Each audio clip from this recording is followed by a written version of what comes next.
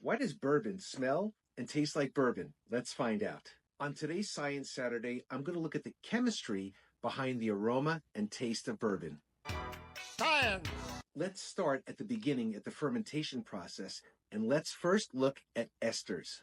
No, it's not your Aunt Esther. Esters are chemicals that are produced by yeast and give bourbon its characteristic fruity and floral tastes and aromas. The first is ethyl octanoate, which tastes like apple. The second is ethyl dodecanoate, which is floral. And the third is isoamyl acetate, which is banana. The second group of chemicals are aldehydes, which are also produced during the fermentation process and give bourbon that characteristic whiskey smell. Another important chemical is phenylethyl alcohol, which is exactly the same compound that's found in roses. And there are many others, like phenols, terpenes, lactones, and tannins.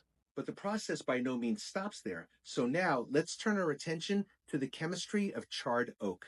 As you may already know, bourbon gets a lot of its flavor from the charred oak barrels that it's aged in. Three of the main structural components of oak are lignin, cellulose, and hemicellulose. The heat of charring and toasting breaks down the hemicellulose into simple sugars, which are then caramelized, which explains the caramel flavors. And lignin is broken down into vanillin, which explains why your bourbon has vanilla notes. When a barrel is toasted or charred, oak lactones are released, which gives that characteristic woody flavor. And the process of charring produces a red layer, which is rich in the compound 5-hydroxymethylfurfural, which can give a bourbon those light, toasty flavors.